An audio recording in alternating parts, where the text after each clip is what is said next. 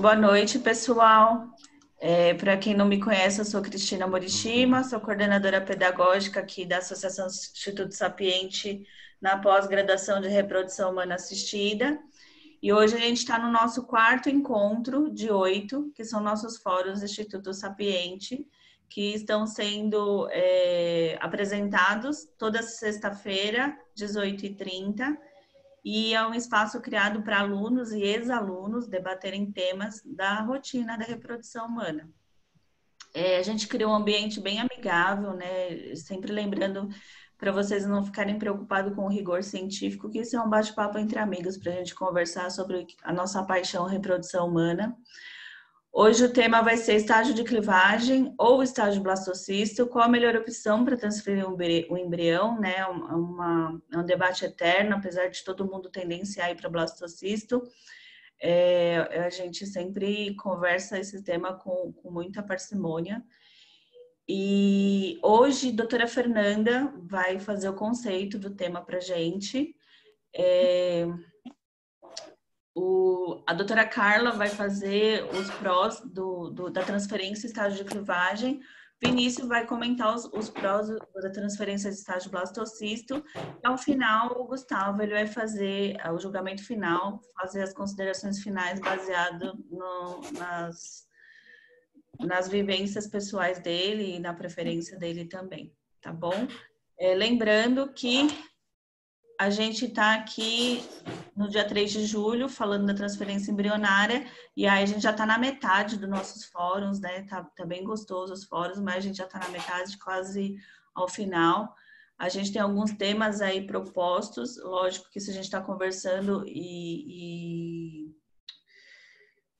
escolhendo os temas juntos, então, no final, a gente vê se a gente consegue escolher já o próximo tema, senão a gente deixa para discutir aí durante a semana, tá? Vamos manter as regras, todo mundo de microfone mutado, a gente deixa para discutir ao final. Quando for discutir, ou a gente levanta a mão do lado do rosto, ou usa lá actions, né? A mão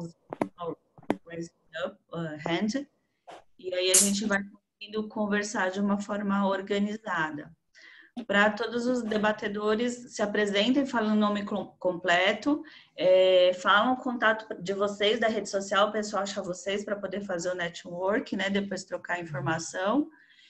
E fala o ano que foi aluno, ou se é aluno, falar que é da turma atual, tá bom? Vou deixar aqui de compartilhar minha tela. Vou passar a palavra aqui para a doutora Fernanda, que vai fazer o conceito da noite. Boa noite, doutora. A doutora já está com a gente em todos os fóruns, já está super conhecida aqui do povo. Boa noite, doutora. E aí, tudo bem? Tudo jóia. Está bastante conhecida, é ótimo, né? Dos nossos fóruns já está sim. Estou tentando me adaptar a esta nova tecnologia. Bom, vamos lá, vou me apresentar então primeiro. Doutora, se puder aumentar, acho que só, não sei se só para mim tá claro, mas acho que podia aumentar um pouquinho o volume do som. Vê se melhorou agora. Se não, coloca o fone. Não, tá ótimo. Tá bom? Então vamos lá. Meu nome é Fernanda Valente, eu sou ginecologista especialista em reprodução humana. Fui aluna do Sapiente em 2007, faz um pouquinho de tempo. E aí, depois disso, acabei entrando no Fertility, trabalhando lá. Hoje eu sou médica parceira, né? Levo meus casos do consultório lá. Então, continuo tendo esse vínculo, pelo menos com o laboratório, com o grupo e com as reuniões científicas. Estou sempre por aqui no que vocês precisarem da minha participação e da minha colaboração. Estou à disposição. Vou compartilhar a minha tela, então, aqui, Cris. Espera aí. Deixa eu ver se eu acerto.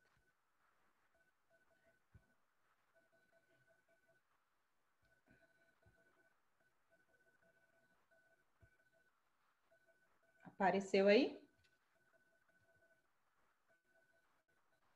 Apareceu?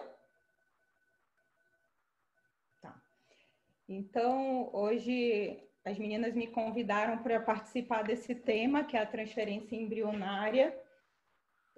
Transferência embrionária em dia 3 ou em dia 5. Esse é o nosso tema resumidamente, e depois a gente vai fazer algumas considerações também sobre esse título. Então, vamos lá. Não consigo passar, espera. E aí, antes de começar, de fato, a falar sobre os embriões do dia 3 e do dia 5 e levar em consideração qual seria a melhor fase de transferência, como a gente está aqui num ambiente de estudo, tem muitos alunos que eu sei que estão começando o curso, eu quis voltar um pouquinho e dar alguns conceitos e falar um pouco sobre as fases da fertilização in vitro até o passo que a gente chega, de fato, na transferência embrionária. Então, a fertilização in vitro, ela começa com o estímulo ovariano controlado, e aqui eu vou incluir aquela fase em que a gente usa as medicações, sejam gonadotrofinas, sejam medicações via oral, que tem a finalidade de fazer um estímulo no ovário para um crescimento multifolicular, ao contrário do ciclo natural, onde a gente tem normalmente o crescimento de um único folículo dominante. Nessa fase é importante que a gente faça o acompanhamento ultrassonográfico para observar quantos folículos estão crescendo e qual a medida desses folículos, o diâmetro médio, porque quando aqueles folículos maiores atingem um diâmetro em torno de 18 a 20 milímetros, nós estamos aptos para passar para a fase seguinte, que é a deflagração da ovulação propriamente dita através do trigger. Lá no estímulo ovariano controlado ainda, não falei, mas óbvio, faz parte também o bloqueio hipofisário, que é o bloqueio da ruptura folicular, da ovulação, que pode ser feito com os análogos agonistas ou antagonistas do GnRH, e mais recentemente os protocolos que usam progestágenos também para fazer esse bloqueio hipofisário. Enfim, quando os folículos dominantes chegam ali em torno de 18 a 20 milímetros de diâmetro médio, nós estamos aptos para fazer a última medicação, que é o gatilho para deflagrar o pico de LH, simular o pico natural de LH, que culmina com a maturação dos zoócitos, para que quando a gente faça a captação, eles estejam aptos para serem fertilizados. Esse trigger pode ser feito com HCG ou com análogo agonista do GnRH também, dependendo de cada caso, de cada protocolo. E aí, depois disso, entre 34 a 37 horas, a gente faz o procedimento que é a captação oocitária, que é a coleta dos óvulos através do ultrassom transvaginal, onde a gente acopla uma guia com uma agulha de punção pelo fundo de saco vaginal, pelo fundo da vagina. A gente alcança os folículos, alcança os ovários e os folículos e aspira o líquido do folículo em meio a esse líquido que vem os óvulos.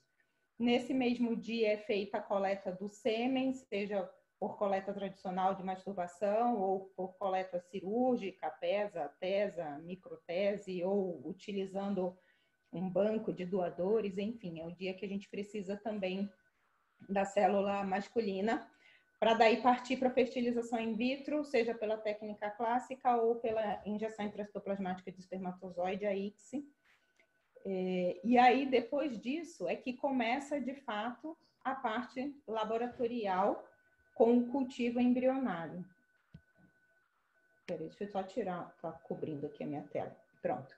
E aí a gente começa, então, de fato, a parte do laboratório de embriologia com o cultivo embrionário por cerca de até 5 dias, podendo variar um pouco, pode ser para menos ou pode ser para mais, até chegar no que eu considero que é a cereja do bolo, que é a transferência embrionária.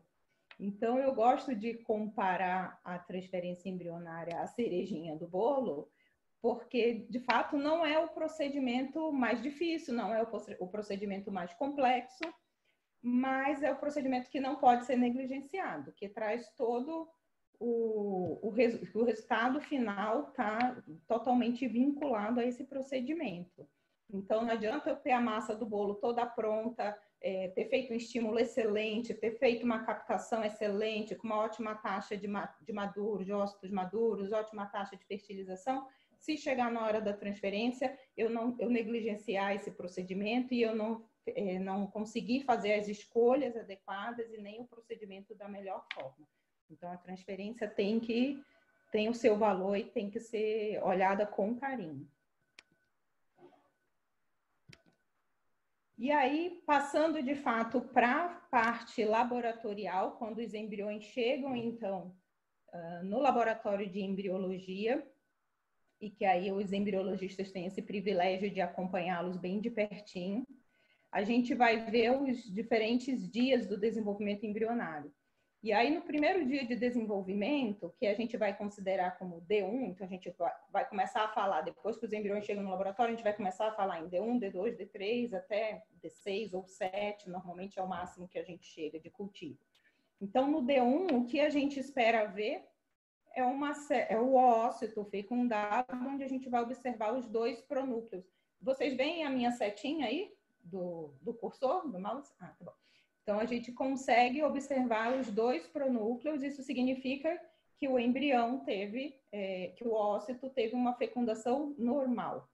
E esses ócitos que fecundaram normalmente são os ócitos que nós vamos seguir, os pré-embriões, que nós vamos seguir o desenvolvimento. De forma que eles começam as divisões celulares em 2 células, em torno do segundo dia, eles têm por volta de 4 células, e no terceiro dia de desenvolvimento eles têm, em média, 8 células.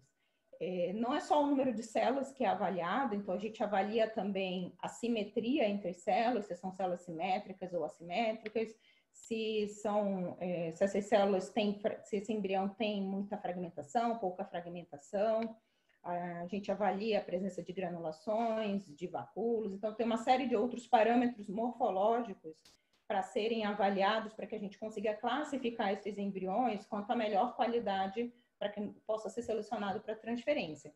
Hoje em dia, com a tecnologia do time-lapse, a gente tem muito mais parâmetros de avaliação, não só parâmetros morfológicos, mas morfocinéticos também, que acabam nos ajudando em fazer essa melhor seleção embrionária para transferência. Continuando o cultivo embrionário, por volta do 4º dia, esse embrião chega num estágio que a gente chama de mórula. A divisão celular começa a ser tão rápida que a gente perde a delimitação entre as células, a gente não consegue mais contar o número de células, e o embrião vira uma massinha compacta, né? Então, não dá mais para a gente individualizar aqui as células. E depois disso, ele chega no estágio de blastocisto. O que caracteriza o blastocisto é que as células se acumulam na periferia do embrião, formando as células do trofectoderma. No centro, nós temos uma cavidade com líquido, que é a blastocele, e em alguma das extremidades, em algum cantinho da periferia do embrião, vai haver um acúmulo maior de células, que é a massa celular interna, que vai dar origem ao feto propriamente dito, enquanto as células do trofoblasto do trofectodermo vão dar origem aos anexos, placenta e outros anexos embrionários. Então, quando a gente fala o embrião de dia 5, a gente normalmente, no nosso dia a dia, está se referindo a um blastocisto. Mas nem todos os embriões de dia 5 serão blastocistos. Então, o ideal é que a gente classifique esses embriões em fase de clivagem e blastocisto. Tá? Então, o blastocisto ele pode acontecer no 5º dia, no 6º dia, no 7º dia de desenvolvimento, embora a maioria aconteça no 5º. E aí eu trouxe um videozinho do time-lapse para a gente ver como que é o desenvolvimento embrionário através dessa tecnologia que é praticamente nova no Brasil, né? Não são todas as clínicas ainda que tem, mas aqui a gente consegue avaliar o embrião não só pontualmente, como é feito na incubadora tradicional, mas a gente consegue ter uma avaliação mais dinâmica. Então, o que acontece com o cultivo tradicional é que os embriões ficam na placa de cultivo dentro de uma incubadora. Todos os dias o embriologista vai lá, retira aquela placa de cultivo, coloca no microscópio, avalia, classifica o embrião, anota lá no seu papelzinho lá a classificação embrionária. E devolve a placa de cultivo pro... Tá rindo, né, Cris, que eu falei que vocês anotam no papelzinho. E aí devolve a placa de cultivo para a incubadora. Então, eles têm uma avaliação pontual, é daquele momento que foi retirado e eles não conseguem avaliar o restante do dia. Quando a gente usa essa incubadora que filma, que na verdade fotografa o embrião constantemente e depois, com a tecnologia de time-lapse, forma um vídeo, a gente consegue acessar esse desenvolvimento embrionário em qualquer momento que quiser. Então, eu quero ver como é que ele estava com tantas horas de desenvolvimento. Eu quero saber em que horário, com quantas horas de desenvolvimento. Gente, quem está riscando minha apresentação? Não sou eu. Está aparecendo uns riscos aí? Parem de riscar minha apresentação. Enfim, a gente consegue ver, consigo saber com quantas horas de desenvolvimento ele estava com 4 células. Então, a avaliação morfocinética também nos dá parâmetros e classificação e scores para a gente poder ter a seleção do melhor embrião. Então, aqui o embrião está com 2 pronúcleos, provavelmente foi no dia seguinte da fertilização, e aí ele começa a fase da divisão celular, 2 células, vai seguindo para 4 células. Aqui ele deve estar lá pelo 3º dia de desenvolvimento, com mais ou menos 8 células. E aí a divisão começa a ser mais rápida, ele vira essa massinha que é a mórula. Ih, voltei do começo, né?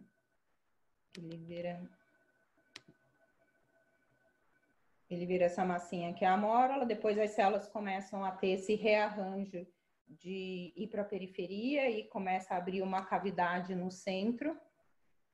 E aí a gente tem essa imagem que é o blastocisto, né? As células do trofectodermo na periferia, aqui a massa celular interna e no centro a blastocele.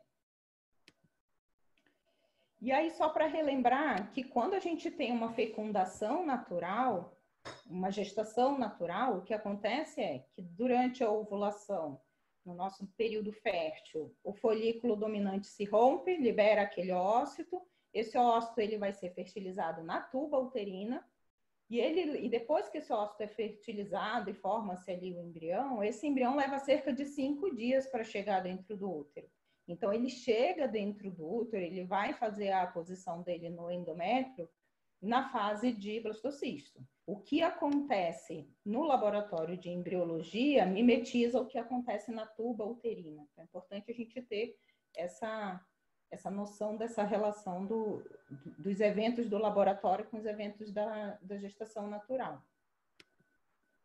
E aí a gente entra, de fato, na discussão de transferência, embrião em dia 3, embrião em dia 5, qual que é o que vale mais a pena, o que tem mais chance de gestação, porque, na verdade, o nosso objetivo é o bebê em casa. Então, qual é aquele que vai dar mais chance para a paciente chegar e conseguir formar a sua família? E aí, como eu havia dito, a melhor denominação talvez não seja dia 3 e dia 5, talvez seja a fase de clivagem em blastocisto, porque eu posso considerar os embriões na fase de clivagem do dia 2 ou dia 4 e posso considerar os blastocistos do dia 5 ou dia 7 de desenvolvimento, mas habitualmente a gente está acostumado a falar D3 e D5, né? Mas a gente tem que ter em mente que nem todos os dias 5 serão blastocistos. E aí eu trouxe esse artigo que fala... Eu não sei se eu vou entrar, de repente, no assunto de algum de vocês. Qualquer coisa eu posso parar um pouquinho, não demoro mais muito, mas se eu estiver entrando aí, você me avisa. E aí eu acabei separando esse artigo, que ele justamente compara a transferência de embriões em estágio de clivagem com blastocisto, tentando fazer essa correlação, quais os benefícios e os malefícios de cada transferência. É um artigo que foi publicado em 2016 na Fertility Sterility. E aí, nessa primeira tabela, ele coloca, ele avaliou 27 trabalhos randomizados controlados, e nessa primeira tabela ele analisou a taxa de nascidos vivos, comparando a transferência de embriões em dia 2 e 3 ou embriões em dia 5 ou 6. E no final, o que ele viu é que foi favorável, que teve melhor taxa de nascidos vivos, de fato, a transferência de embriões na fase de blastocisto, que foram os do dia 5 ou 6. Quando ele compara a taxa cumulativa de gestação, aí ele já teve um resultado diferente. E aí, o que é a taxa cumulativa de gestação? Naquela primeira tabela, ele usou apenas o parâmetro de transferência de embriões num ciclo a fresco. Mas muitas vezes o casal que está fazendo o tratamento, ele transfere a fresco e ele tem embriões excedentes que vão ser congelados. Então, quando ele considera a taxa cumulativa de gestação, ele está considerando que esse casal, que essa paciente, ela já esgotou todas as transferências dos seus embriões, incluindo o afresco, a transferência a fresco que ela eventualmente possa ter feito, mais a transferência dos embriões congelados, que aí é de fato representa melhor a chance que ela teve com aquele tratamento. Então, quando ele observa a taxa de gestação cumulativa, ele não viu diferença entre as transferências de clivagem com transferência de blastocisto. Porém, esse trabalho, ele fez alguns levantamentos de trabalhos antigos, olha, 2003, 2002, onde eles usavam congelamento lento. E hoje em dia a gente usa a técnica de vitrificação. Quando ele avaliou em separado o trabalho, era um único trabalho de 2015 que tinha usado a técnica de vitrificação para o congelamento, aí ele percebeu que a transferência em fase de blastocisto foi melhor também em relação à taxa acumulativa de gestação. E aí ele colocou essa tabela. E aí ele colocou essa tabela com alguns parâmetros que ele avaliou nesses tratamentos e dizendo qual seria, para cada parâmetro, qual seria o melhor estágio de transferência, aquele que teve evidências melhores nos trabalhos. Então, quando ele fala da taxa de nascidos vivos, a transferência de blastocisto a fresco teve melhor taxa de nascidos vivos. Quando ele fala da taxa cumulativa de nascidos vivos, também foi o blastocisto, independente de ser a fresco ou descongelado. Quando ele fala da taxa cumulativa de gestação, não viu diferença entre clivagem e blastocisto, nem na taxa de abortamento. Entretanto, quando ele avalia o número de embriões viáveis para transferência e o número de embriões possíveis de serem congelados, ou seja, embrião excedente, obviamente foi maior quando ele tinha transferência na clivagem. Por quê? Quando a gente leva os embriões para cultivo em blastocisto, é óbvio que nós vamos ter menos embriões. Esse embrião vai ter um cultivo por maior tempo no laboratório. Nem todos os embriões vão chegar na fase de blastocisto. Então, quando eu comparo o número de embriões no terceiro dia de desenvolvimento com o número de embriões em quinto dia de desenvolvimento, eu vou ter menos embriões no quinto dia de desenvolvimento. São embriões que já passaram por uma seleção natural, são embriões mais desenvolvidos, mais selecionados, mas eu vou ter uma quantidade menor. Talvez eu não tenha embrião excedente na fase de blastocisto. E quando eu transfiro no dia 3, numa fase de clivagem, eu provavelmente tenho um número maior de embriões e embriões excedentes para serem congelados também. Então, o que a gente leva de mensagem é que, sempre que possível, leve o cultivo até blastocisto. E isso é uma opinião minha e o que a gente vê dos dados dos trabalhos. Mas, né, como sempre tudo tem uma exceção, nem sempre é possível chegar na fase de blastocisto. Então, a gente tem sempre que levar em consideração alguns outros fatores para tomar essa decisão. Primeiro, o número de embriões. Então, é preciso que eu avalie o número de embriões disponíveis, embriões de boa qualidade, que eu tenho lá no dia 3, para definir se eu posso deixar esses embriões em cultivo até dia 5. Porque se é uma paciente má respondedora, com uma quantidade pequena de embriões, eu corro o risco de fazer o cultivo estendido e não ter embriões para transferir mais para frente. E pode ser que nenhum deles chegue nessa fase de blastocisto e eu perca a transferência. Então, esse é um ponto a ser levantado. É super importante a gente sempre avaliar o histórico do casal. Ele já teve tentativas anteriores? Como que foi o caso anterior? A transferência foi em dia 3? Foi em blastocisto? Às vezes, a gente muda a estratégia para tentar mudar o resultado. Vou dar um exemplo.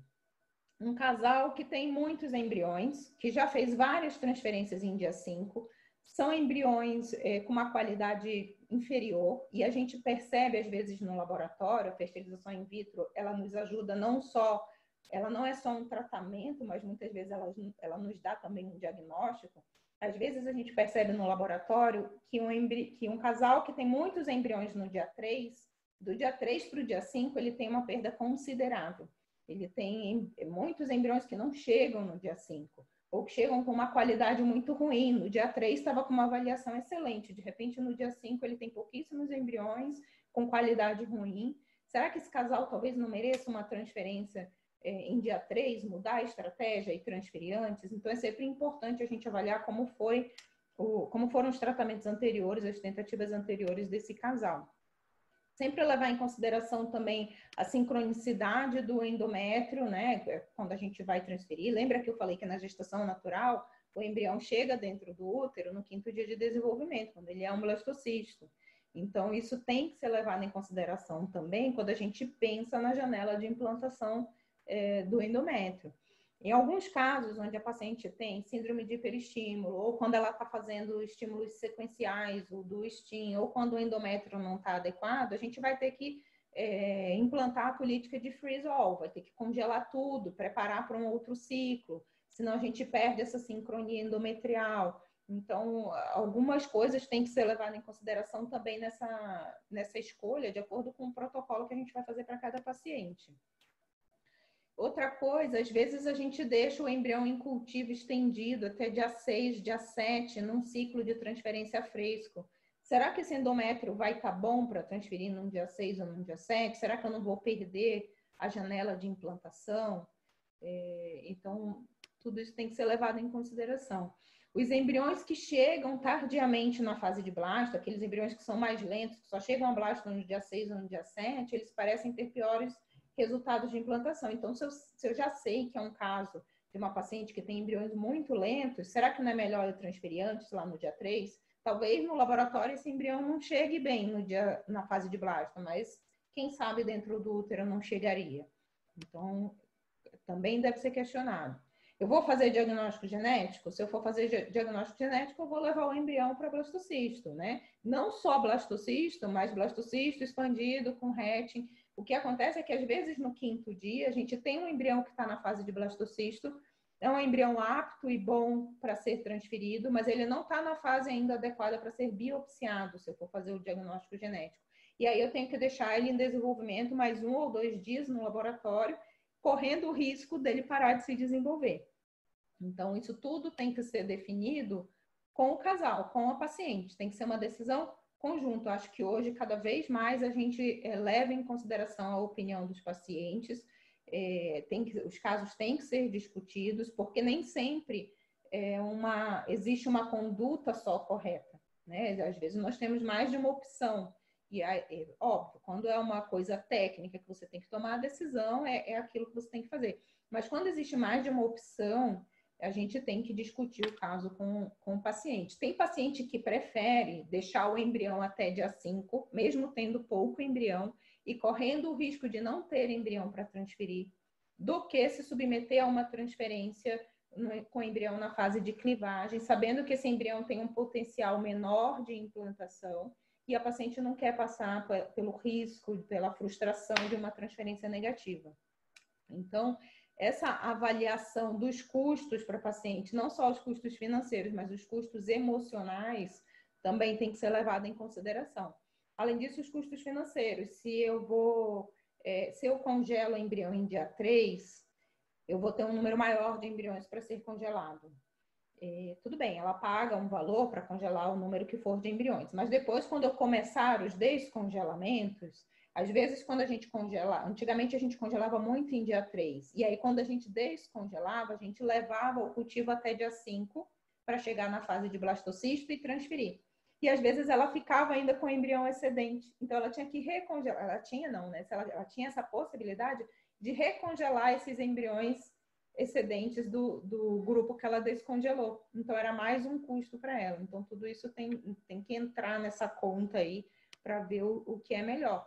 Além disso, muitos pacientes têm questões éticas e religiosas pessoais que a gente tem que levar em consideração. Tem paciente que não quer ter embrião excedente, então você cultiva o máximo possível, porque você sabe que quanto maior o cultivo, menos embriões você vai ter, apesar deles serem provavelmente melhores, com maior taxa de implantação, a gente vai ter um número menor. Tem paciente que não quer congelar, tem paciente que não quer desprezar embrião, então a gente tem que levar em consideração todas essas questões pessoais de cada um. E é isso que eu tinha para falar aqui. Não sei se eu me estendi, tá aqui os meus contatos. Anotem aí, me sigam. E aí eu vou parar de compartilhar aqui assim que eu conseguir. Não sei. Achei. Pode assumir aí, Cris. Obrigada, doutora. Excelente, como sempre, dando um show aí nas apresentações. Agora a gente já está com a doutora Carla aqui no nosso fórum, e a doutora Carla vai falar a favor da transferência do estágio de clivagem. Não sei se a doutora pegou o comecinho aqui. Doutora, se apresenta, fala o ano que você foi aqui do SAP, e depois deixa aí seus contatos, pessoal, te seguir, fazer network aí. Obrigada. Vontade. Aí agora a apresentação é sua. Oi, pessoal, tudo bem? Boa noite. Eu sou a Carla Iaconelli. Fiz o curso, o Sapiente, em 2007. E desde então eu participo dos cursos e gosto demais. Enfim, gosto sempre de estar presente. Eu fui chamada para falar sobre a transferência em fase de clivagem, né? A doutora Fernanda fez uma apresentação já muito boa, explicando a diferença entre o que é um embrião em fase de clivagem e o que é um embrião em fase de blastocisto. Então, assim, o que eu tenho a dizer em relação à transferência de embrião em fase de clivagem, e assim, o que foi muito bom, porque eu e a Fernanda, a gente começou juntas, né, a trabalhar na área de reprodução humana. Então, nós pegamos as duas fases. Quando a gente começou em 2007, ainda se fazia muita transferência em D3. Então, era comum a transferência de um maior número de embriões, né?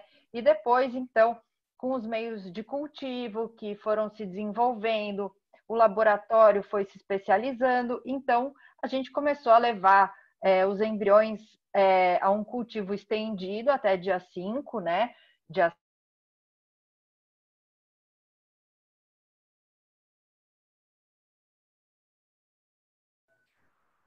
Acho que travou aí, Cris. Travou para vocês? Travou. Falou que dependendo da mulher Travou. também tem que prestar atenção na paciente. Travou para mim também, Cris. Acho que é lá na... Eu acho que Voltou, é lá na Carla? Carlinha, né? eu estou ouvindo vocês. Vocês estão me ouvindo? Pode continuar agora, voltamos. Bom, manda brasa aí. E assim, na prática, no dia a dia, a gente pôde ver uma melhora dos resultados, né? E isso a gente pôde ver na prática. Melhorou muito, né? As taxas de gestação, por esse motivo que a doutora Fernanda explicou. A sincronicidade, eu acho que é um fato importantíssimo no processo. Em relação à taxa de gravidez acumulada, a gente tem que pensar também. Por quê? É a mesma coisa que acontece agora na discussão fazer PGD, não fazer PGD. Muitas vezes, quando a gente vai ver a taxa de gravidez acumulada, é muito semelhante. Então, o que me faz pensar em transferir em D3, principalmente, é a quantidade de embriões, né? Porque se a paciente só tem um embrião ou 2 embriões, a gente não tem muito o que escolher, né? Porque o cultivo estendido, a gente visa a seleção dos melhores embriões a serem transferidos. E além do fato de que no D5 a gente congela menos. Gente, a grande quantidade de embriões abandonados nos laboratórios é impressionante. Então, esse cultivo estendido também diminuiu essa grande quantidade de embriões abandonados nos laboratórios. Bom, em relação à quantidade de embriões em D3 que a paciente tem, a gente precisa levar muito a gente correlaciona muito com a idade, né? Tem até publicações já que comprovam que quanto maior a idade, né, menor a formação de blastocisto. Então, pacientes com maior idade, pior qualidade ocitária, a gente vai ter menos formação de blastocisto e talvez a gente tenha um melhor resultado transferindo logo em D3. Outro caso que os trabalhos mostram que é favorável transferir em D3 são pacientes com IMC aumentado. Enfim, são pacientes que geralmente têm uma resposta pior, uma pior qualidade ocitária, e a gente não tem muito o que escolher, né? Mas é claro que, como a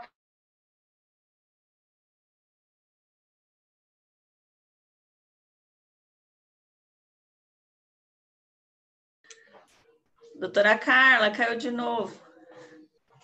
Tá travando. Gente, vai me falar. Vocês estão me ouvindo? É só que você tá travada agora. É? Eu buguei? Tô bugada? Tá. E agora? Esperar um pouquinho, acho que já estabiliza já. Mas vocês estão escutando? Sim, agora voltou.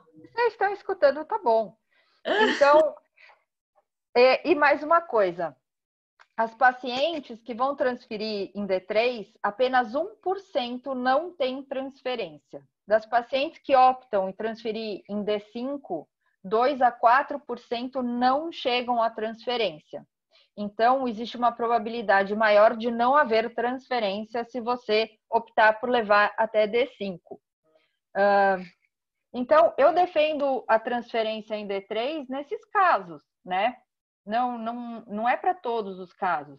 Nesses casos, eu acho que o cultivo estendido é importante, diminui a quantidade de embriões congelados e esquecidos nos laboratórios, melhora a taxa de gravidez por transferência, né? A acumulativa não muito, mas por transferência ajuda a selecionar os melhores embriões.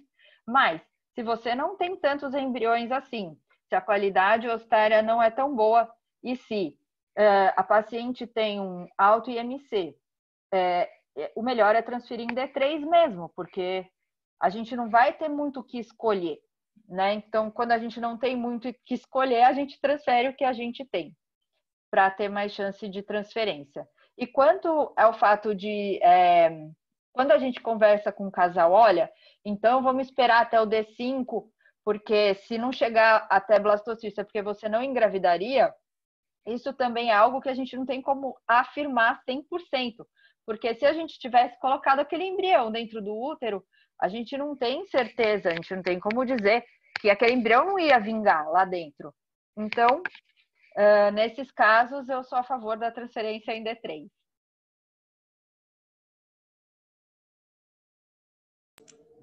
Obrigada, doutora. Agora a gente vai passar a palavra para o Vinícius. De novo, o Vinícius se apresenta aí, deixa seus contatos para o pessoal fazer um network. E o Vinícius vai falar em favor da transferência no estágio de blastocisto. Boa noite, eu Vinícius. esqueci de falar do contato. É Carla Iaconelli, tudo junto, @hotmail.com. Escreve no chat, que acho que fica mais fácil o pessoal depois anotar, doutora. Depois eu escrevo, gente. Coloca o Insta também. Estão me ouvindo? Então tá, boa noite, agradeço o convite, né, da Cris. Eu fui aluno do Sapiente em 2009, sou embriologista, biólogo, embriologista sênior da Clínica Conceber aqui em Curitiba. Já faço isso há uns 10 anos em humanos e uns 4 anos em animais, né? Os animais foram na graduação e, enfim, tem uma certa caminhada aí já com embriões.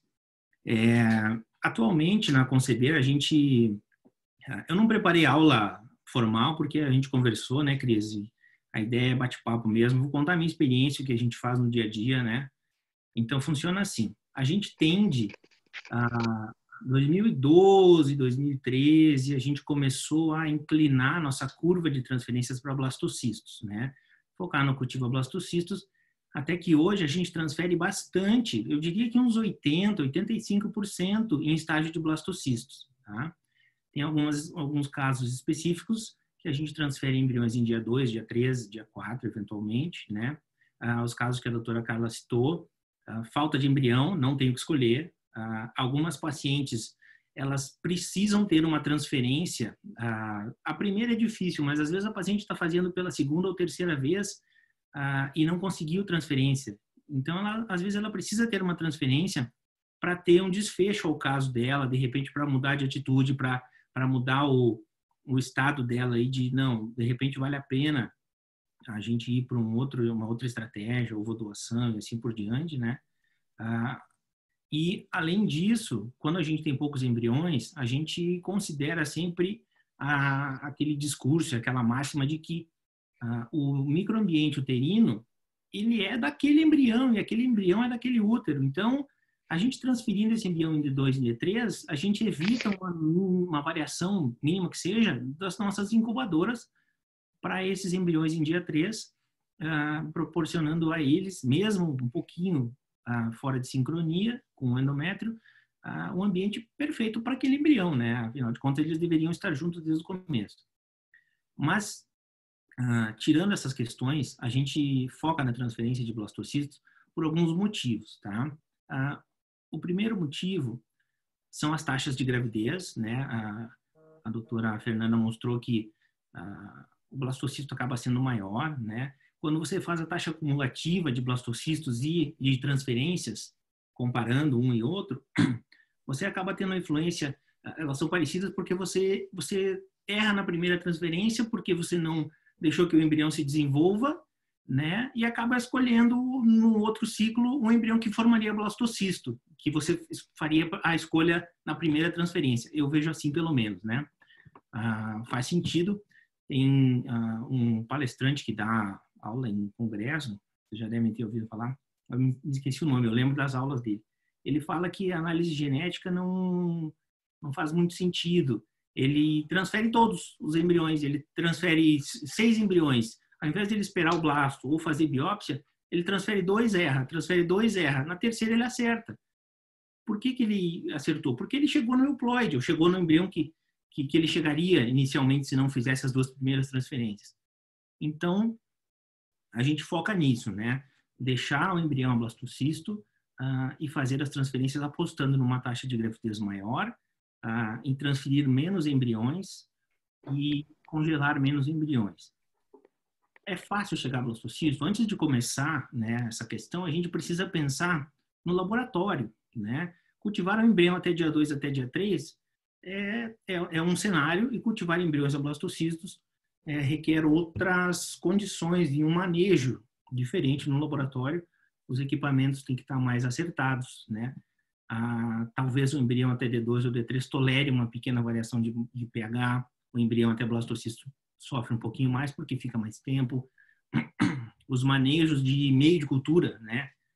Alguns embriologistas usam meio 2 steps, né? O sequencial, e outros o single step.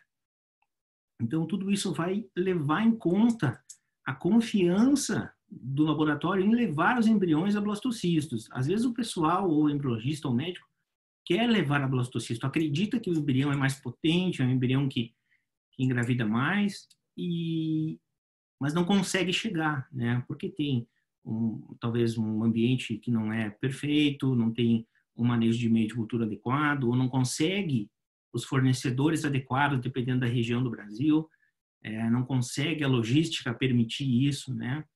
A gente sabe que, dependendo do lugar, você leva 3, 4 dias para arrumar um técnico para calibrar uma incubadora e assim por diante. Então, isso aí você coloca em risco o caso.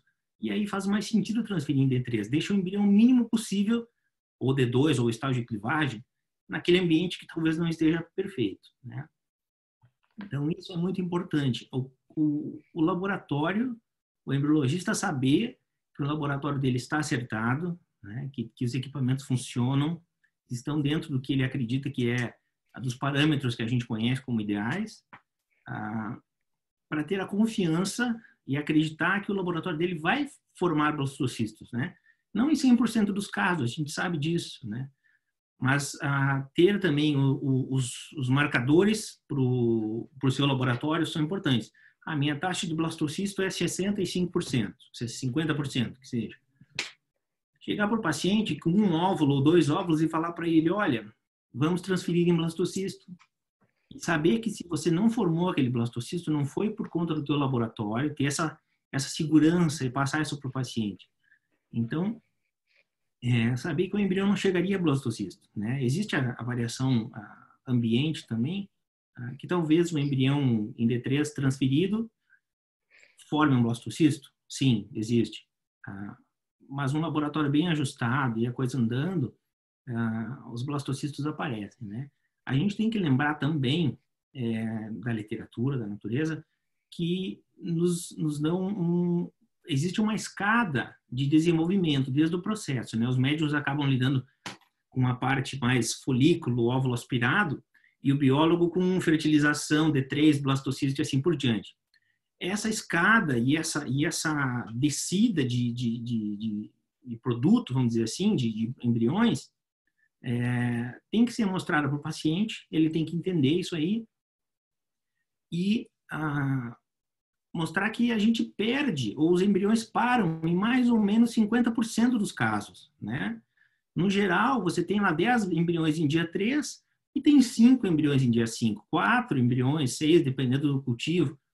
Tá? Então, você tem uma seleção melhor, você deixa que o embrião mostre para você qual embrião está despontando, né? E usa a referência do dia 3 como um fator de seleção daquele blastocisto para fazer a primeira, segunda, terceira transferência e assim por diante. Então, eu acredito nessa questão da seleção, né? Natural, vamos dizer, in vitro, é um ambiente que não é um ambiente perfeito. Então, aquele embrião chegou ao blastocisto, ele tem um potencial, porque ele venceu os primeiros desafios da vida dele, né? E você tem menos embriões para congelar. A doutora falou de congelamento, que a gente acaba fazendo um congelamento, um pacote lá. Congelamento, congele 10, 5, 20, 30 embriões. A questão é, todo mundo, a gente não pode esquecer disso, na verdade. Exceto os que trabalham em serviço público, todo mundo trabalha em serviço privado. Existe um custo e um negócio envolvido. Você congelar inadvertidamente 20 palhetas ou com uma cabeça no lugar, congelar 10 palhetas, você tem um custo envolvido a 20 palhetas. O primeiro, o custo de material que você vai gastar como custo do processo, né? Isso tem que estar junto no teu, não é um fator determinante, mas tem que ser levado junto, né? Como clínica, como profissionais, como serviços de reprodução que visam também que o seu negócio se mantenha. E o descongelamento. Então, você congela menos, você gasta menos material e você tem menos, um embriologista menos cansado, por exemplo. O embriologista vai congelar 20 palhetas, ele vai chegar na última e já nem sabe o que ele está fazendo, ele já não enxerga mais nada, a mão já não aguenta mais, os olhos estão cansados da lupa. Então, todos esses pontos vão levando ao processo a correr risco de falha, né? Ocorrer uma pequena queda aqui, uma pequena queda ali. E isso faz com que a gente, congelando menos embriões, esteja exposto a menos variáveis ou menos riscos para fazer o procedimento mais perfeito possível. Tá? Um outro ponto que a gente leva em consideração para cultivar a blastocisto é a confiança, né? A gente acredita no nosso laboratório. Essa semana eu conversei com uma paciente em que ela estava com medo, ela tem a indicação de fazer estudo genético, tem 42 anos. O esposo, o oligo severo, assim, raros espermatozoides no ejaculado. Então, tudo indica que a indicação é para análise genética de cromossomos. Só que ela está com um folículo. Então, assim, será que eu não deveria cancelar? Cancelo ou não cancelo? Ela fez uma outra estimulação num outro centro com 3 folículos e que foi cancelado. E aí o argumento que eu usei foi esse. Se por acaso a equipe clínica não cancelou o teu tratamento, é porque a equipe clínica acredita no teu folículo, acredita que esse óvulo tem um potencial, acredita que você tem um potencial e confia no laboratório que vai cultivar esse óvulo, que vai formar esse embrião. Então, todo esse conjunto tem que estar bem azeitado para que você possa oferecer o cultivo blastocisto de maneira frequente, né? Então, são coisas que a gente tem que lembrar e pensar sempre na hora de, leva ou não leva o blastocisto? Puxa, meu laboratório está ok? Eu tenho confiança para fazer isso? Então, esses pontos a gente tem que colocar na balança, né? Vale a pena? Como é que está o meu congelamento? Meu congelamento é bom? Não é bom? Eu congelo bem blastocisto? Congelar blastocisto é difícil, porque é um embrião cheio de água dentro, né? E o congelamento e a água não funcionam direito, vocês sabem disso. A ideia é que o embrião em D3 ele acaba tendo menos água dentro das células, você consegue congelar um pouco melhor, ele sobrevive um pouco mais, ou uma taxa um pouquinho maior, mas o blasto, sabendo fazer, você tem uma boa recuperação. Então, tem que estar bem acertado o congelamento de blasto. Então, essas coisas todas têm que ser levadas em consideração, né? Eu gosto muito do blastocisto, eu acho que é um embrião que é relativamente fácil de avaliar, né? Você consegue visualizar mais as células, né? A diferenciação celular ali, e dá uma segurança na avaliação, né? Então, e a gente foca também no congelamento exclusivo de blastos, mesmo que eu transfira em D3, eu nunca congelo embriões em dia 3, ou raramente congelo. A gente leva os excedentes, se por acaso a paciente vai fazer uma viagem, precisa transferir o embrião, ou não vai estar disponível no dia da transferência em blastocisto, a gente transfere e os excedentes vão a blastocisto para possível futuro congelamento. Então, assim, eu não trouxe dados para vocês, eu trouxe, na verdade, umas imagens aqui. Onde é que está a minha tela? Aqui, deixa eu ver como é que eu compartilho aqui. Só para mostrar para vocês uma ideia do que a gente passa para o paciente, né? É bem, como é que eu compartilho? Compartilhar a tela. Aqui.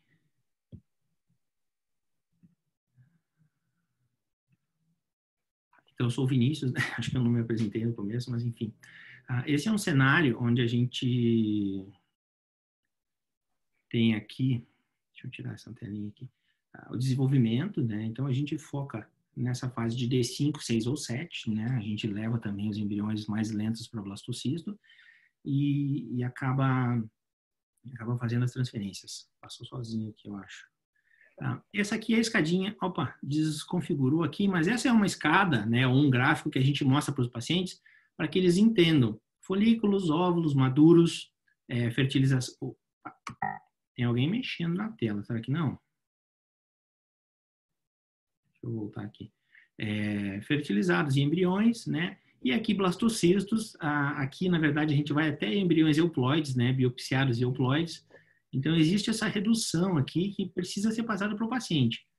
Uma coisa que foi falado também, esses são exemplos de blastocistos, eu não sei se todo mundo conhece, se todo mundo está os alunos às vezes nem estão fazendo, né, trabalho, estágio, ainda não fizeram. Então, é isso que a gente enfrenta na transferência de blastocisto.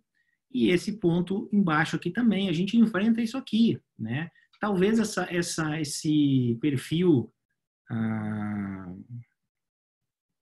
Ixi, meu Deus. Enfim, essa linha vermelha aqui embaixo são embriões que talvez se a gente transferisse ele em D3 ou D2, enfim, eles não estivessem nesse perfil aí dentro do útero.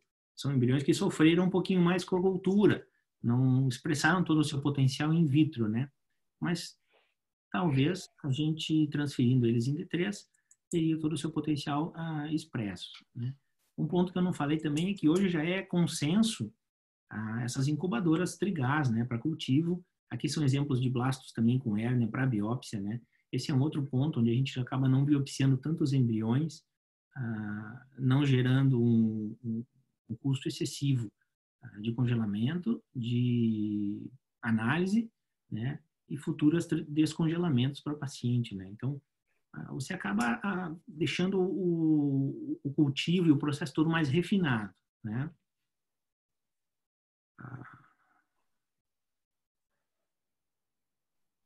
Então, a ideia do blasto, na minha visão, é essa, né? De você ter um processo bem mais justo em laboratório, tá? E otimizar a tua transferência, deixar, ao invés de fazer 3 transferências, fazer uma transferência, eventualmente 2, né? Ter embriões previamente selecionados pela natureza, vamos dizer assim, né? Embriões onde dia 3 não param de se desenvolver, eles mesmos mostram para você quais embriões não deveriam ter sido escolhidos, né? E a gente tem vários casos. Hoje mesmo ontem tive um caso onde o embrião em D3 era um embrião 8 células grau 0, resultando num blastocisto alterado, e um embrião 6 células grau 2, um blastocisto euploide. Então, eu escolheria em D3 sem dúvida o blasto 8-0, né? Mas o próprio embriãozinho, eu só soube disso porque a gente fez análise, mas morfologicamente, você volta para trás nos dias e acaba escolhendo o embrião mais bonito em D3 ou em D2, isso é inevitável, a não ser que você tenha um time-lapse, né? Um outro ponto importantíssimo que a gente tem que levar em conta na escolha de transferência de blastocisto, então, toda escolha é uma renúncia, né? Quando você escolhe levar a blastocisto, você tem que estar preparado para falar para a tua paciente que não vai ter transferência, né? Pelos dados da Carla ali, você tem 200% quase de aumento de não transferência, né? 1% para 3%. Então, você vai ter que dizer para ela, olha, o teu embrião não chegou ao blastocisto. E tem que estar seguro de que o processo foi bem feito, de que o laboratório tem competência para chegar ao blastocisto e acreditar, né, pelo menos 95% de confiança de que aquele embrião não chegaria a blastocisto no útero, né, para poder seguir com essa conduta de realmente, olha, não vai ter blastocisto. A gente não condena os embriões em dia 5, não condena os embriões em dia 6 também, e sim leva até D7 em diversos casos, né? Tem bastante transferência em D5 à tarde, D6 de manhã. Eu, particularmente, não gosto de me estender muito na transferência D7. D6, depois do almoço, ele já não é... Eu não me sinto confortável por causa da janela implantacional. A gente tem essa questão... Vocês estão vendo a minha tela? Tá parada. Porque tá parada aqui mesmo. Mas dá para te ouvir. Eu não sei como... Mas a gente está ouvindo você. Então tá. Acho que só deixa de compartilhar, que aí ela desbuga, eu acho. O problema é que eu não sei como é que eu faço para parar de compartilhar. Aqui, ó.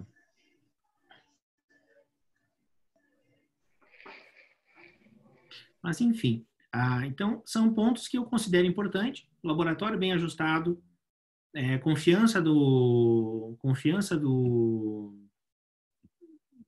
da parte clínica, né? Para conseguir. Da parte clínica para oferecer o processo e a estratégia, na verdade, não é nem o processo, né, mas a estratégia de transferência em D5,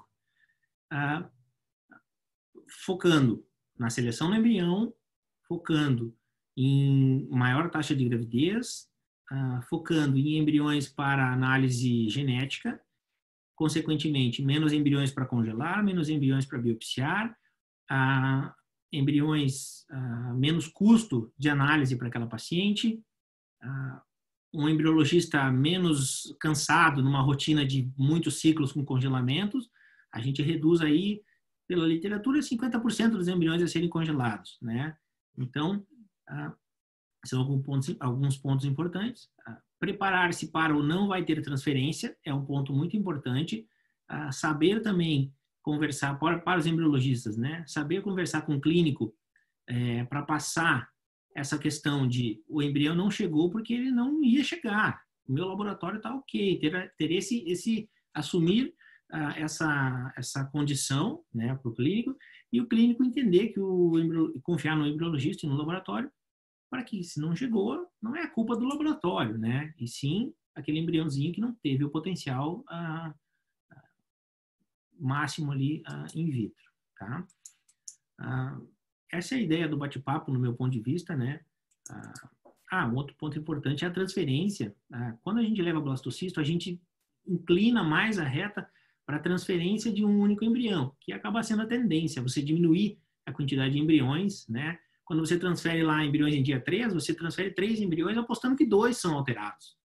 Então, você tem um número maior. Quando você transfere, ou que pelo menos um vai parar e 2 vão se alterar, um vai se alterar, alguma coisa assim. Quando você tem blasto, você diminui essa incidência. Tende a baixar o número da média de 2 e pouco, dependendo do perfil da clínica, para perto de um embrião, né? A single embryo transfer, que é aí o que a gente vê de mais atual nessas questões, né? De transferência.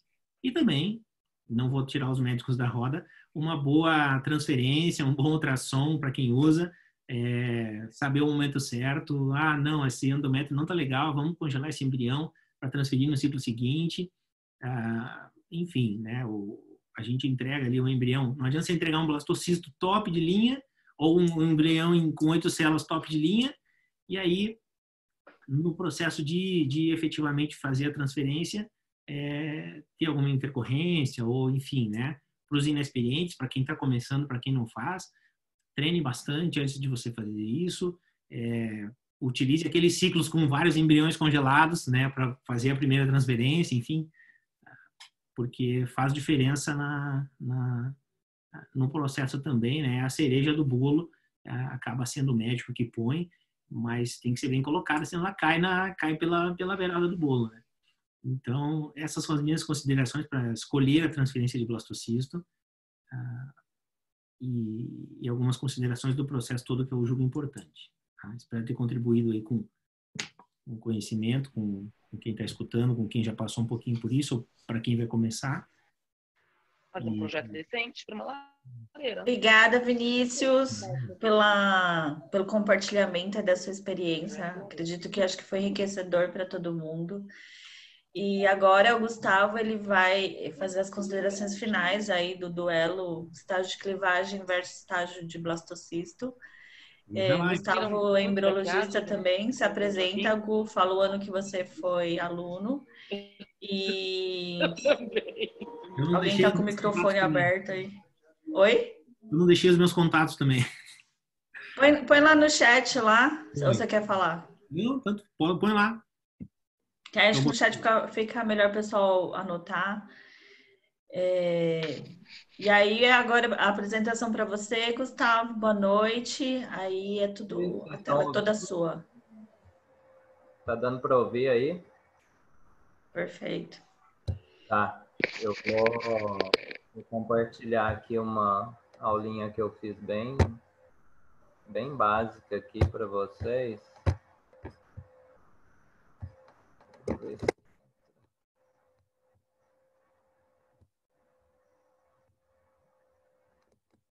Tá aparecendo a tela aí da aula? Tá sim. Então vamos lá. Bom, meu nome é Gustavo, eu sou embriologista, me fiz sapiente na turma de 2010, então já estou aí há 10 anos trabalhando como embriologista. Hoje trabalho na Clínica Humana, Medicina Reprodutiva, em Goiânia. E vou falar um pouco da nossa experiência aqui na clínica e da minha vivência, assim, para tentar clarear um pouquinho de qual seria essa melhor opção para transferir o embrião, tá? Então, eu queria começar com essa revisão da bibliografia da Cochrane, principalmente para os alunos aí. Eu acho que é um bom estudo, assim. A gente poderia ficar aqui a noite inteira falando sobre essa revisão da literatura. Ela traz muitos trabalhos feitos de formas diferentes, com resultados diferentes, mas eu trouxe só uma única tabela dela para mostrar o quanto é antigo essa questão, ó. Em 1998, lá, um autor, Mota, já falava em transferência, em taxa de implantação entre o D5, D6 ou um embrião clivado entre D2 e D3. E sempre, assim, o que me chama a atenção é que, é lógico, cada trabalho tem sua particularidade, cada um fez um N diferente e tal, mas, no geral, eu vejo que as taxas de implantação no D5 e no D6, comparado com as taxas de implantação no D2 e no D3, elas são bem compatíveis. Se vocês pegarem a maioria dos trabalhos, elas vão ser bem compatíveis no âmbito geral. Não estou falando, por enquanto, de pacientes com bom prognóstico ou pacientes com mau prognóstico. Estou falando no geralzão mesmo. É um assunto realmente bem intrigante, porque é estudada há bastante tempo, vocês vão ver, pois trabalho do ano passado também. E assim, não tem um consenso geral, assim, de que um é realmente muito melhor que o outro. Então, eu vou falar um pouco agora do blastocisto. Gardner, lá em 2000, falava que a classificação desse blastocisto, ele realmente é muito importante na taxa de implantação e na taxa de gravidez. Então, a gente tem que saber classificar o blastocisto para a gente falar, ó, esse embrião realmente é bom, ele vai dar uma taxa X de gravidez ou uma taxa X de implantação. Aí, lá em 2013, começou muito, todo mundo só queria transferir blastocisto. Aí, a SRM, o comitê deles lá, deu uma opinião sobre a cultura e a transferência de blastocisto e chegaram em duas conclusões. A primeira seria que existem boas evidências na literatura para a transferência de blastocistos em pacientes com bom prognóstico. Beleza. A gente sabe que isso não é a realidade de todos os tratamentos que a gente faz, né? Então, para essas pacientes de bom prognóstico, a cultura estendida até o blastocisto garantiria embriões para ela ter uma transferência e a gente podia selecionar um único embrião para essa paciente e diminuir muito o risco, ou quase zerar, né? Lógico que tem como ter, mas a gente diminuiria muito o risco de gestação múltipla nessa população de transferência de blastocisto quando tem um bom prognóstico. Mas, ao mesmo tempo, pacientes de mau prognósticos, pobre respondedora, mal respondedora, idade avançada, eles viram que na literatura, essas pacientes, elas não seriam muito beneficiadas com a transferência em blastocisto. Por quê? Porque a taxa de nascimento vivo e taxa de gravidez, nessas pacientes de mau prognóstico, ela não tinha diferença nessa taxa de nascido vivo, você transferindo blastocisto ou clivado. E ainda com porém, né? Você já tem pouco óvulo, você já está trabalhando com uma paciente de maior idade, com mau prognóstico, então você teria o problema de arriscar não ter um blastocisto no fim do tratamento e ter que cancelar a transferência dessa paciente, né? Foi bem explicado aí por vocês já, que para algumas pacientes é importante ter a transferência embrionária, né? Então, a gente teria que pensar, assim, qual que seria, para aquela paciente em específico, a melhor solução para ela dentro do laboratório. Bom, agora eu vou entrar um pouco no meu trabalho aqui da clínica. Aqui na clínica, a gente pensa o seguinte, o bom embrião, ele vai ser bom independente do dia, tá? Então, a gente classifica por tipos de transferência. Então, a gente imagina, hoje, a gente vai soltar esse trabalho no congresso deste ano, se Corona deixar, no Rio de Janeiro, que é o seguinte, a gente acredita que a gente transferindo um embrião com maior ou igual a 4 blastômeros no dia 2 embriões, a gente vai ter uma transferência muito boa, que seria a nossa transferência tipo 1. No D3, esse embrião com mais de 8 blastômeros, transferindo 2 embriões. No D4, transferindo 2 mórulas, sendo que essas mórulas com mais de 80% de compactação. Ou transferindo 2 blastocistos G1, que para nós o G1 a gente classifica como um blastocisto top, um blastocisto 3BB acima. Então, um blastocisto 3BA, 4AB, 4BB, 5AB, todos esses embriões seriam blastocisto G1.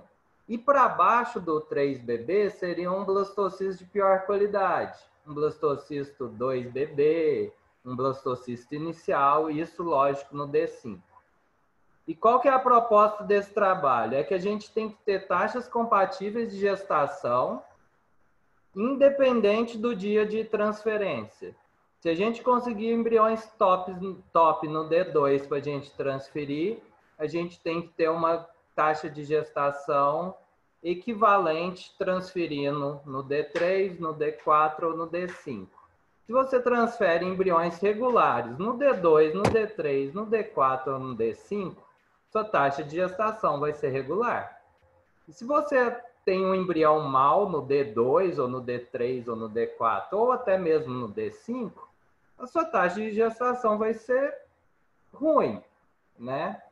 Então a gente acredita que o embrião ele é bom independente do dia. Se ele for bom, ele vai ser bom no D2, ele vai ser bom no D3, ele vai ser bom no D4, vai ser bom no D5. E nós temos como avaliar isso, tá? Dentro do laboratório. Como que a gente começou com esse negócio? Até 2016, a gente tinha essa tabela um pouco mais diferente. A gente classificava como um bom embrião 3 blastômeros no D2, 6 blastômeros no D3, uma mórula que nem precisava estar tão compacta no D4 e um blastocisto um pouco pior no D5. E os nossos resultados não eram equivalentes. Então, o que a gente propôs? A gente viu que quando a gente pegava todos os nossos embriões de D3 da clínica, pouco mais de 20% davam um blastocisto top para nós. Mas quando a gente tinha embriões com mais de 6 blastômeros no D3, cerca de 35% chegava num blastocisto top no D5. Quando no mesmo D3 a gente tinha embriões com mais de 8 blastômeros, aí já começava a melhorar. A gente já tinha 50% de chance desse embrião virar um blastocisto. Então, a gente já começava aí a conversa com a paciente. Ó, você tem bons embriões no D3? Você quer levar blastocisto? Sua chance de ter um blastocisto é X. Né? E quando a gente tinha mórula, algum tipo de compactação desse embrião no D3, a gente atingiu uma meta de até 70% para chegar em blastocisto, esses embriões já iniciando uma compactação no D3. Então, eu peguei um pedacinho do nosso trabalho, que foi só o trabalho é de 2016 até 2020, que nós vamos apresentar, mas eu peguei um pedacinho dele, que é... Então, eu peguei 124 casos, de qualquer tipo de idade, com ovo congelado, ovo descongelado, né? Para ver evolução até blasto. Então, nós tivemos uma taxa de gravidez química de 57% quando a gente transferia esses embriões bons, esses blastocistos G1, 3BB ou maior. Mas mesmo assim, ainda perdia muito. Ó. A evolução dava só quase 40%, então 17% ficava ali no meio do caminho entre uma gravidez química, clínica e não ia para a evolução dessa gravidez. E quando a gente transferia em blastocistos, em D5, mas de uma qualidade um pouco menor, um embrião 3BB abaixo, a gente já tinha uma taxa de gravidez bem menor, mesmo transferindo blastocistos. Então, a gente começou a avaliar pelo número de óvulo. Qual paciente que a gente vai conseguir levar até blastocistos e garantir que ela tem um bom embrião no D5 para a gente não ter que cancelar tantas transferências. Então, todas as pacientes que tinham mais de 6M2, a gente indicava levar a blastocisto.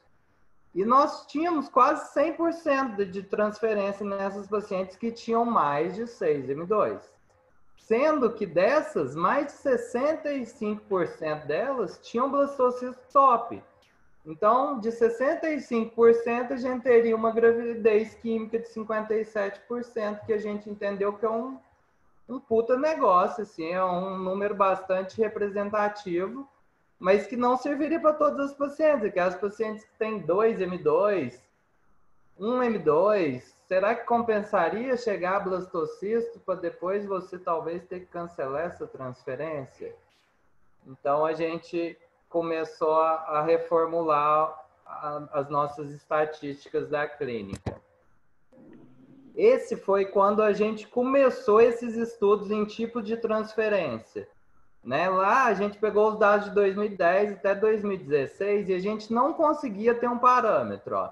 Quando a gente embrião top, que é essa primeira linha aí da tabela, que é a transferência tipo 1, né? No D2, apesar da casuística ser bem pequena, nessa época a clínica era bem pequena, era bem menor, a gente tinha taxas não equivalentes entre os dias de transferência, né? Que não era o nosso propósito. A gente queria provar que se a gente pode transferir um embrião top no D2, top no D3, top no D4 ou top no D5, que a gente teria que ter taxas equivalentes, independente do dia, né? A gente teria que saber avaliar aquele embrião, fazer a escolha daquele embrião independente do dia e transferir o melhor, né? Só que, ó, gravidez ongoing, evolução no D3, ó, na transferência tipo 1, a gente tinha 30%. No D4, a gente já aumentava bastante a nossa taxa de gravidez, né? Já ia para 40%. E quando a gente transferia em D5, o resultado de ongoing era de 47%. Lógico que isso nós estamos falando de pacientes jovens, né? De até 34 anos. E quando a transferência ia piorando, independente do dia, essa taxa também vai piorar, né? Lógico que é uma casuística bem pequena, então eu coloquei aqui a partir do D3, ó, a gente tinha 16% de ongoing, no D4 8% e no D5 11%. Ou seja, à medida que os embriões vão piorando, a sua taxa de gravidez também vai piorar, independente do dia. Se tiver bons blastocistos, você vai ter uma taxa boa. Se você tiver blastocistos ruins, a sua taxa de gravidez vai ser ruim. Igual se você tiver bons embriões no D3, sua taxa vai ser boa. E se você tiver embriões ruins no D3, sua taxa também vai ser ruim, né? E aí eu peguei também as pacientes mais velhas aqui, para vocês não falar que eu estou falando só das novinhas. Eu peguei as nossas taxas também dessa parte anterior do nosso primeiro trabalho, quando a gente usava uns critérios de menor seleção, que era o D2, 3 blastômeros, o D3, 6 blastômeros, né? E as taxas, assim, elas iam mudando entre os dias, e a gente não queria isso, então a gente tinha que reclassificar, né? Ver, ó, o embrião de D2, o que é bom realmente. Então, a gente refez essa classificação, que foi aquela primeira tabela que eu mostrei, né? Então, a gente entende que o embrião é bom, ele é bom no D2, ele é bom no D3, ele é bom no D4 e ele é bom no D5. E todas essas opções estão aí para a gente fazer a transferência embrionária, né? Então, assim, eu vou chegar em algumas conclusões aqui, que eu acho que é a mesma de todo mundo aí pelas aulas anteriores. Foi bem difícil criar uma aula assim para eu dar as considerações finais de umas aulas que eu não tinha assistido ainda, mas eu acho que deu certo. Aí eu peguei esse trabalhinho também, que é bem mais novo, porque estava cheio de trabalho velho na aula, né? Que é já de 2019, que fala exatamente que não tem evidência que a transferência de um blastocisto nem sempre ela vai ser tão melhor que a transferência do embrião clivado, né? Apesar de que tem alguma coisinha, um risco aumentado de ter um embrião prematuro quando você faz uma transferência de blastocisto único, mas é lógico que isso é uma hipótese, não é uma afirmação científica, precisam de mais estudos para a gente entender essa transferência em si, porque igual foi comentado mais cedo pela doutora, o embrião de dia 3, ele está lá na tuba, o embrião de blastocisto, ele já está no endométrio. Então, qual que é o melhor momento para transferir? Esse embrião fica ali nadando ali do D3 até o D5 até acontecer a implantação. Então, quando você transfere um blastocisto, ele já implanta ali mais rápido. Então, é bem controversa essa questão de como acontece ali dentro do endométrio, né? E, então, as minhas conclusões que eu cheguei né, é que a transferência em estágio de blastocisto não tem evidência que seja superior a um estágio de clivagem, né? Pacientes com indicação para estudo genético, a gente tem que levar essas pacientes para D5 e D6, né? Não tem o que fazer. A gente anda acreditando muito aqui no nosso serviço, no PGTA não invasivo. A gente acha que vai ser uma mudança completa assim, na reprodução assistida, de como a gente classifica esses embriões, de como a gente escolhe o melhor embrião para transferência, né? Eu me lembro que desde 2010, quando eu fazia Sapiente, o Dr. Edson já falava em metaboloma, proteonoma, né? A Daniela, o pessoal já fazia alguma coisa, né? E a gente acredita muito que o PGTA não invasivo, o Nix ou o Embrace, algum desses vai ditar o futuro da reprodução, assim, para escolha embrionária. Eu acho que no futuro, talvez a classificação ou esse problema de estágio não vai ser tão importante, né? Porque a gente vai, se a gente quer fazer um PGTA, independente se a gente vai fazer uma biópsia de trofoectoderma, ou se a gente vai fazer um Nix, ou um Embrace, ou um PGTA não invasivo, nós vamos ter que levar esses embriões a um estágio de blastocisto, tá?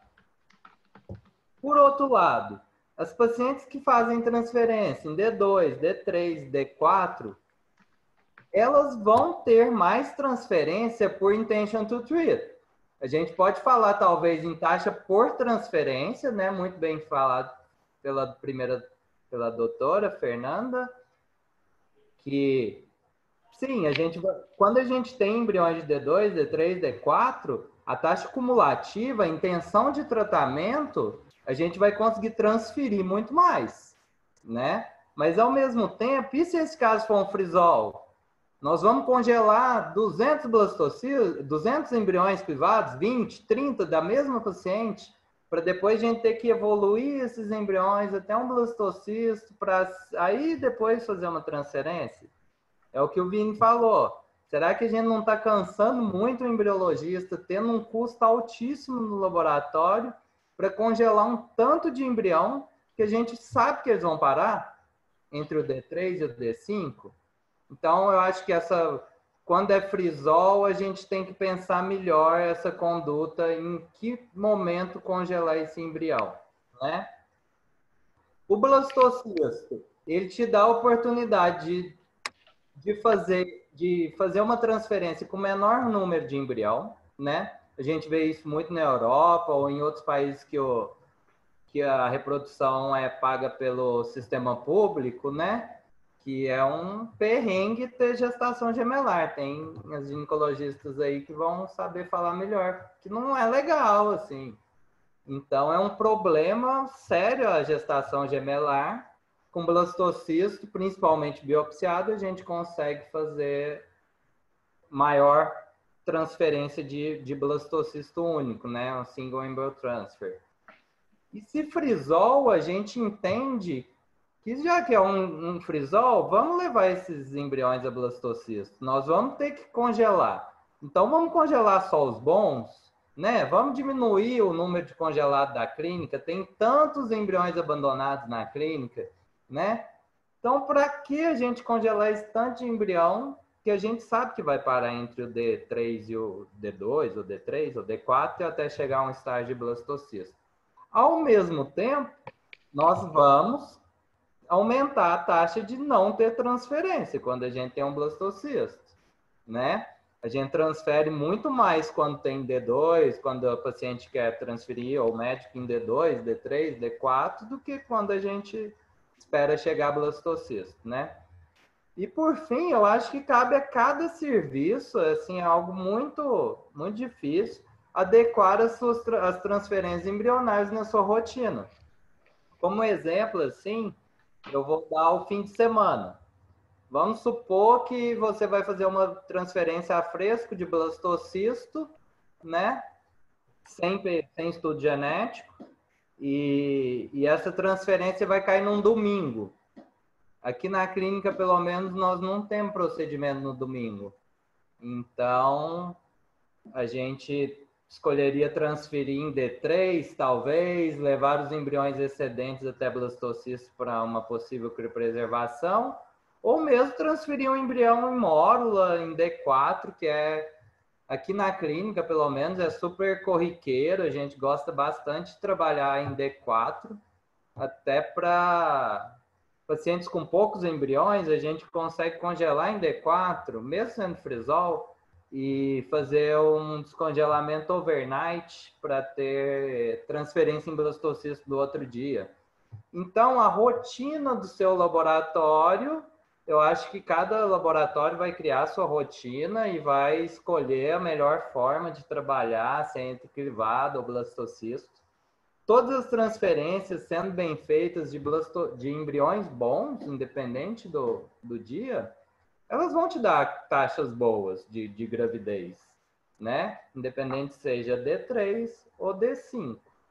Eu penso assim, acho que é um assunto muito controverso, assim, a gente sabe de centros que transferem até D2, outros preferem transferir D4, outros só transferem blastocisto.